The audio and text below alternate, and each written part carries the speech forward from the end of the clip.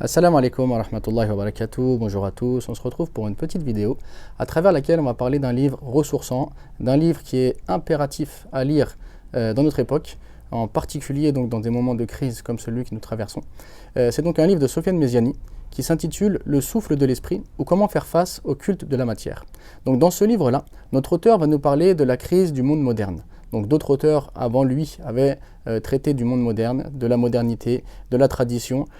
comme par exemple René Guénon. Mais l'intérêt de ce livre-là, c'est qu'il est extrêmement accessible, extrêmement riche en termes d'informations, et surtout, il va nous permettre d'être conscients, d'être alertés sur les dangers donc, qui nous entourent, les dangers pour notre religion, les dangers pour nous-mêmes, afin donc de nous focaliser sur l'essentiel. Alors, quand on parle de modernité, bien souvent c'est assez flou pour les gens et tout le monde pense qu'on parle des trains, des voitures, des hôpitaux, etc. Alors que bien entendu, personne ne remet en cause cette modernité dont on parle actuellement. La modernité dont on parle, c'est ce qui s'oppose à la tradition. C'est cette rupture entre la tradition et un monde justement matériel, un monde qui coupe l'homme donc de la spiritualité, qui coupe le corps de son âme, qui est un monde finalement qui est focalisé sur le matériel, sur la recherche d'un bien-être individuel, sur la recherche donc de satisfaire toujours son soi, et non plus un monde qui est tourné vers l'autre et avant tout tourné vers Dieu. Donc notre auteur va nous montrer le danger donc, qui guette notre monde avec cette modernité qui fait des ravages et qui détruit la tradition, qui exige que la tradition donc, disparaisse.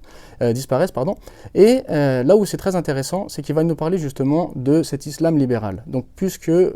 beaucoup veulent accuser l'islam d'être en crise, eh bien beaucoup cherchent donc un remède à cette crise. Et pour cela, ils pensent qu'il faut couper l'islam de sa tradition, couper l'islam de cet héritage donc traditionnel et le ramener vers une vision totalement nouvelle qui serait conforme aux exigences de la modernité.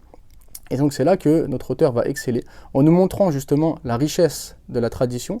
et le danger de détruire la religion, de modifier la religion selon les exigences donc de cette modernité. Alors c'est un livre qui est d'une richesse spirituelle vraiment très très importante. En le lisant, ça va vous ressourcer, ça va vous permettre de vous rendre compte de l'importance donc de la tradition, de l'importance de ce lien avec Dieu, de l'importance de ce lien avec les autres, et ça va vous mettre en garde contre cette modernité qui veut tout écraser, qui veut faire de l'individu un Dieu, et qui veut couper l'individu des autres en